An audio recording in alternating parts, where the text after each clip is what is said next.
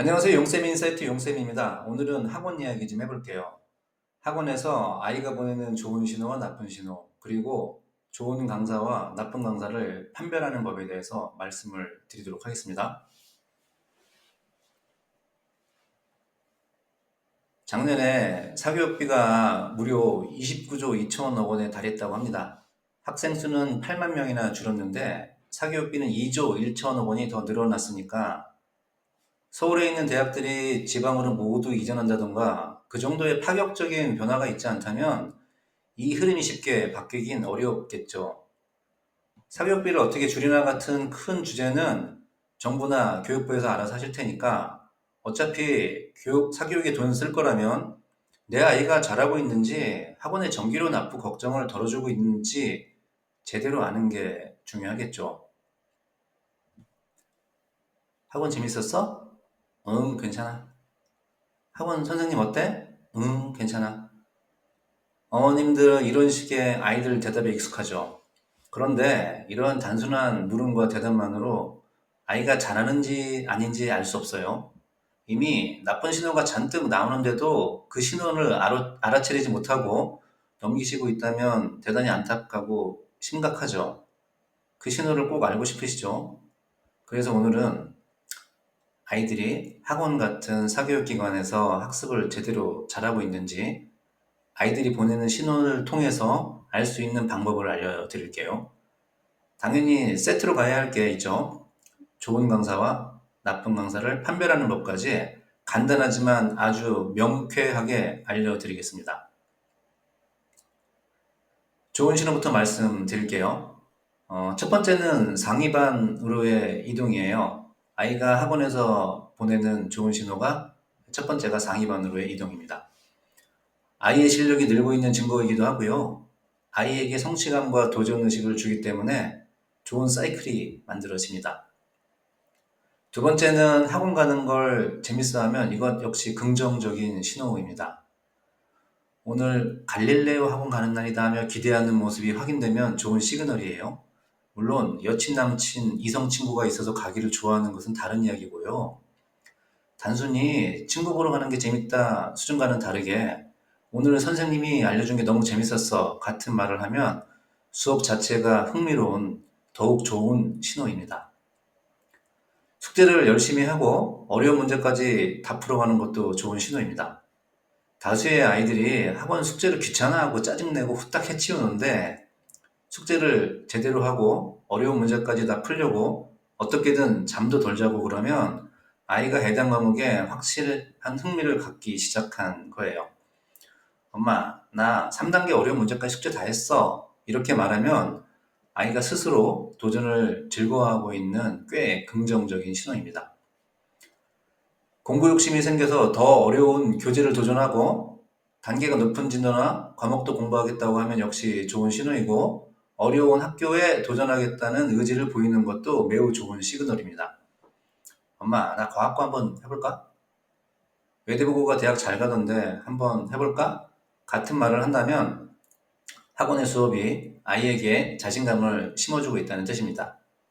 조심할 건 학원에서 별 생각 없이 주입할 수도 있고 주변 아이들 통해서 주입된 특목 자사고 뽕인데 허세가 아니어야 한다는 걸 말씀드리는 거고요. 펜타킬의 올인원 에드 채널에 특목 자사뽕에 대한 영상이 있어요. 이걸 좀 다시 좀 준비하고 있습니다. 특목 자사뽕의 문제와 해결책에 대해서는 준비되는 대로 올릴게요. 지금까지 좋은 신호를 먼저 좀 말씀드렸고요. 이제 나쁜 신호들입니다. 첫 번째는 학원을 안 가려고 하는 거예요. 숙제 안 하고 혼나고 또 혼나고 아이의 문제인지 학원생의 문제인지 학원 친구들의 문제인지 면밀히 파악해야 합니다.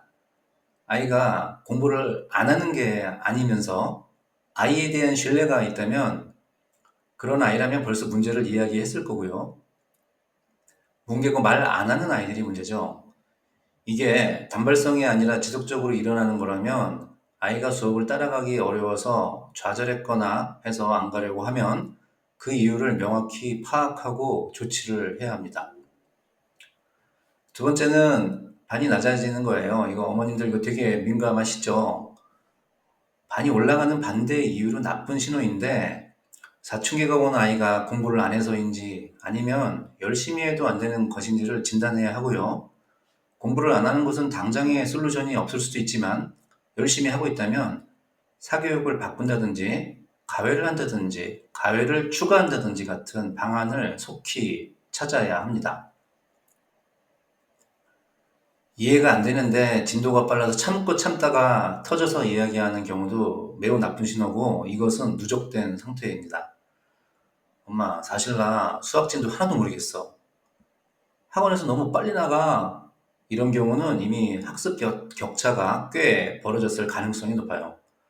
아직 파악도 안 된 개념 위에 또 다른 개념이 쌓이니까 아이 입장에서 머리가 터질 지경일 거고요. 아이의 속도와 이해를 점검하는 사교육 방식으로 바꿔야 합니다.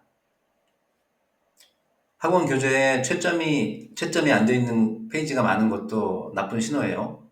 학원에서 분명 문제를 풀었거나 숙제를 냈을 텐데 채점 흔적이 없으면 아이가 그냥 안 했을 수도 있고, 강사가 제대로 체크를 안 했을 수도 있고, 어머님께 이 사실에 대한 통보가 없었으면 학원의 학습 관리가 제대로 안 되고 있다는 거예요.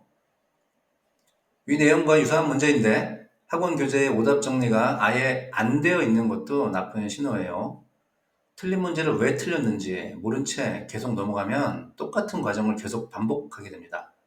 돈, 시간, 에너지 낭비에다가 이 낭비의 반복입니다.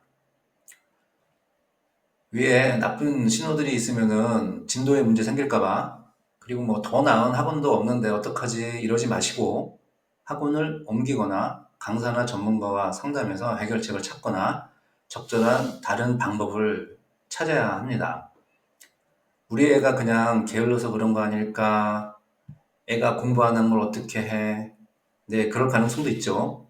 하지만 실질적인 해결책을 찾아야 하잖아요. 그러려면 아이의 공부 상태하고 학원의 시스템을 함께 살펴야 합니다. 나쁜 신호를 좀 말씀드렸고요. 이번에는 좋은 강사, 나쁜 강사 판별하는 법을 알려드릴게요. 자, 잘 가르치고 열심히 하고 최대한 이해시키려고 노력하는 강사는 아이가 알아요. 그런데 아이들이 이런 이야기를 잘 안 합니다. 아이가 선생님 설명이 엄청 자세해. 새로운 방식으로 생각하는 것도 알려주셔. 애들이 어려운 거 물어봐도 못 푸는 문제가 없어. 이렇게 아이가 말을 한다면 걱정 안 하셔도 됩니다. 빨리 푸는 방법을 알려주셔. 이런 말은 좀 점검이 필요해요. 고등학생이 아니라면 알려주면 안 되는 것을 가르쳐 주시는 분도 계십니다. 어머님께서 점검하시려면 선생님이 설명을 자세하게 하니? 새로운 방식도 알려주시니? 애들이 물어보면 어려워하지 않니? 같은 탐침 질문을 아이에게 가끔 하시기 바랍니다. 그리고 좋은 강사 최고의 판독기는 아이의 교재예요. 교재의 완성도를 보면 바로 파악할 수 있습니다. 교재에 오답 처리 잘하고 빈 곳도 없고 강사의 채점, 첨삭, 코멘트가 훌륭하다면 교재 완성도가 높은 거예요. 예, 그렇다면 걱정 안 하셔도 됩니다. 내 아이의 수준과 강의학점을 잘 파악하고 있고 개선 방향까지 잡아주는 강사는 당연히 좋은 강사입니다. 학원 시스템에 따라서 월 1회 정도 좀 상담을 하시고요. 아이의 파악 정도와 제시하는 솔루션을 잘 점검하시기 바랍니다. 그런데 매주 찾아가서 우리 애 어떤가요? 같이 너무 자주 상담하면 아이가 부담을 느낄 수도 있고 아이가 찢길 수도 있으니까, 유별난 어머님의 자녀라고 인식될 수도 있으니까 조금 자제하시고요. 예, 나쁜 강사로 넘어갑니다. 예, 수업 중에 문제를 못 풀면 수업 준비를 안 한 거겠죠. 해당 단원의 쉬운 문제를 물어봤는데도 이거 뭐였지? 이러면서 계속 헤맨다면 수업 준비를 안 하는 강사입니다. 1순위 나쁜 강사입니다. 수업 준비 부족뿐만 아니라 해당 과목의 전문성이 떨어지는 거죠. 어쩌다 한두 번 그럴 수 있지만 반복된다면 심각한 문제입니다. 이건 아이들이 이야기할 거예요. 계속 문제를 다 풀어주는 강사도 나쁜 강사예요.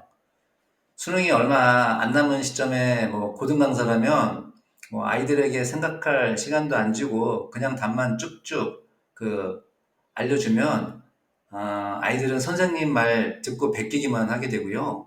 실제 실력 향상은 거의 없어요. 다 알려주고 알겠지? 이해했지? 하고 물으면 대부분의 아이들은 네 라고 하고 본인이 안다고 착각을 하게 됩니다. 아는 거니까 알려고도 잘 안 해요. 내가 만드는 과정을 생략시키는 치명적인 문제를 야기하기도 합니다. 교재 완성도가 엉망이면 당연히 나쁜 강사겠죠. 앞서 말한 좋은 강사와 반대 케이스니까 아이의 교재를 보면 채점이 여기저기 비어있고 오답 정리된 흔적이 전혀 없다면 수업 때 대충 문제만 풀고 끝났구나 라고 의심해야 합니다. 아이와 이야기도 하고 주기적으로 점검하시기 바랍니다. 아이가 늦게 오고 안 왔는데도 늦었네? 안 왔네? 정도로 끝나고 부모에게 안 알려주는 거 하나 없으면 당연히 나쁜 강사죠. 이런 경우는 아이에게 관심이 부족하거나 학원 인원이 너무 많아서 개별 관리가 불가능한 구조일 수 있습니다. 실력이나 관리 측면에서 나쁜 강사인지 아이가 알아도 편해서 좋다고 하기도 합니다. 심지어 수업 중에 놀아주는 강사도 있어요. 아이 입장에서 편하고 좋을 수 있겠죠. 이건 참 파악이 잘 안 되는데 실력은 안 오를 테니까 종합적으로 파악을 해야 합니다. 자, 학습적 책임을 다하고 있는 강사가 사교육에 좋은 강사입니다. 학습적 책임이지 논리적 책임, 심리관리적 책임 이런 거 아니에요. 혹 정서적 책임까지 다한다면 금상첨화겠지만 모든 것을 다 해주는 것이 학원 강사의 도리는 아닙니다. 자, 오늘은 학원에서 아이가 보내는 좋은 신호, 나쁜 신호, 그리고 좋은 강사, 나쁜 강사 판별법을 알아봤는데요. 결국 아이의 현재를 점검하고 솔루션을 찾고 미래의 방향을 잡아주는 게 부모 역할이겠죠. 학원이 다 해줄 거라는 기대보다는 적절하고 정확한 점검이 필요하다는 것이 오늘의 주제이고 그 방법을 알려드린 겁니다. 자, 용쌤의 인사이트 오늘 여기서 마치겠습니다. 감사합니다. 안녕.